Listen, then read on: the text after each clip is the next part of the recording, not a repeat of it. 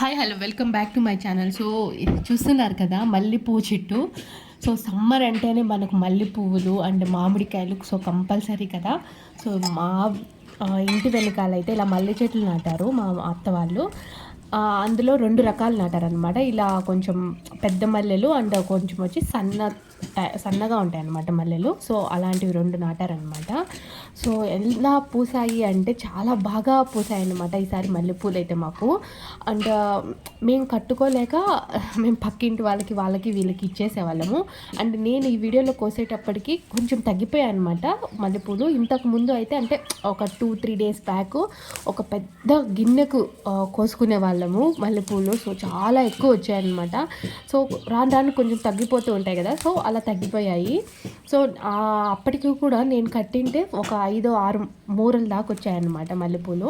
So ఇంకా కొన్ని అయితే అలానే వదిలేస్తుంటాం కదా, సో అలా వదిలేసిన పువ్వులు అనమాట విడిగా అలా.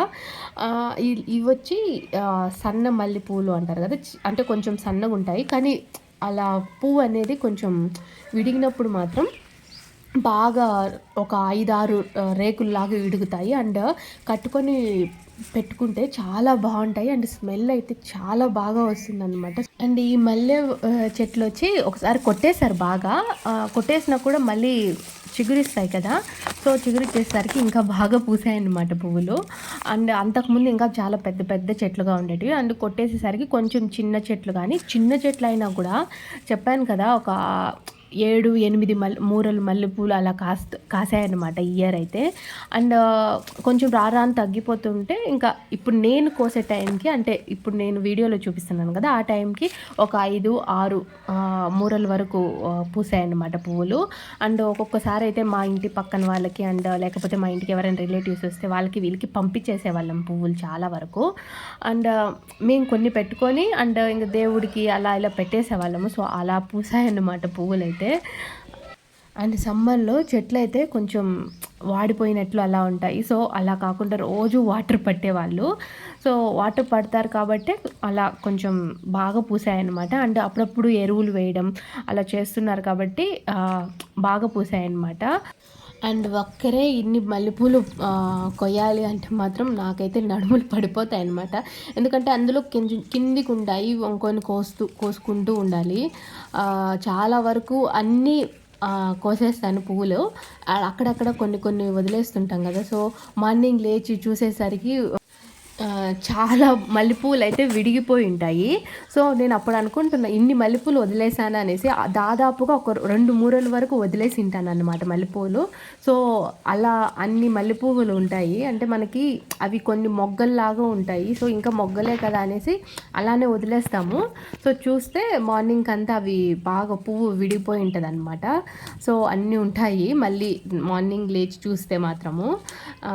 అండ్ ఇప్పుడు నేను చూపిస్తున్నాను కదా, ఇవి వచ్చి చిన్న సన్నగా ఉంటాయి మల్లెపూలు, కానీ విడిగితే మాత్రం ఇలా రెక్కలు అయితే చాలా ఎక్కువ వస్తాయన్నమాట. అండ్ ఆ మల్లెపూల స్మెల్ ఎలా వస్తుంటుంది అంటే దాని చుట్టుపక్కలకి వెళ్తే సో అంత బాగా ఉంటుందన్నమాట ఆ చుట్టుపక్కల. మామూలుగా పువ్వులు అంటే ఒక ఈవినింగ్ 4 o'clockకి అలా కోస్తూ ఉంటాం కదా, కానీ నేను ఊరికి తీసుకొని వెళ్ళాలి అనేసి మా అమ్మ వాళ్ళకి కోసం అనేసి నేనైతే ఆఫ్టర్నూన్ కూడా కాదు, సో 11 నుంచి స్టార్ట్ చేశాను కోయడము. 11 నుంచి కోస్తే 11:45కి అలా అయిందనమాట. సో అందులో ఫుల్ ఎండ పడుతుంది, అసలు కోయడానికి నా వల్ల కావట్లేదు. సో ఇంకా కంపల్సరీగా తీసుకొని వెళ్ళాలి, మా అమ్మకు ఇవ్వాలి అనేసి మా అమ్మ వాళ్ళకి కూడా అందుకనేసి కోసానమాట. సో అందులో ఫుల్ ఎండ ఆ టైంలో. అందులో కొన్ని పువ్వులు అయితే అలానే వదిలేసాను, అంటే తెలియలేదు. అండ్ ఎందుకంటే మనకి అందరికీ తెలిసిందే కదా, ఎండలో కోస్తే మనకి కొన్ని పువ్వులు కనిపించవు కదా, సో అలా కొన్ని వదిలేసామన్నమాట. అదే ఈవినింగ్ టైం కనుక కోసింటే మాత్రం ఆల్మోస్ట్ అన్నీ ఏది పువ్వు ఏది మొగ్గ అనేది మాత్రం బాగా తెలిసిండేది, కోయడానికి కూడా కొంచెం ఈజీగా ఉండేది.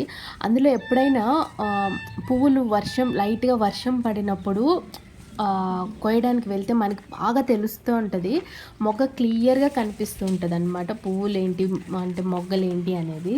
సో అలా నేను ఒకసారి గమనించాను చాలాసార్లు. అండ్ ఆ ఎండకి తగ్గినట్టు మాకు ఐస్ క్రీమ్ కూడా అప్పుడే వచ్చింది. సో ఇంకా కుల్ఫీ తీసుకొని తినేసి కొంచెం సేపు అలా రెస్ట్ తీసుకున్నాను. సో చూస్తున్నారు కదా, ఆ డబ్బా నిండుకు వచ్చాయి.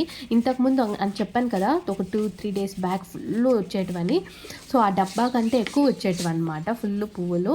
సో ఇది వచ్చి సన్న మల్లె పువ్వులు అని చెప్పాను కదా, సో అలా సన్నగా ఉంటాయన్నమాట పువ్వులు చూడ్డానికి. అండ్ ఇంకొకటి వచ్చి కొంచెం లావుగా ఉంటాయి. సో ఇది అన్నమాట డిఫరెన్స్. సో అలా 2 రకాల మల్లెపూలు ఉన్నాయి ఇందులో. మళ్ళీ నేను ఆ మల్లెపూలని కొంచెం అవి వేరుగా ఇవి వేరుగా మళ్ళీ వేరు చేసి కట్టాను నేను.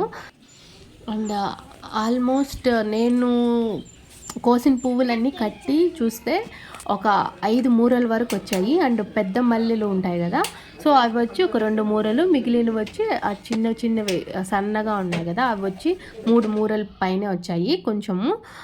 సో అలా వచ్చాయన్నమాట.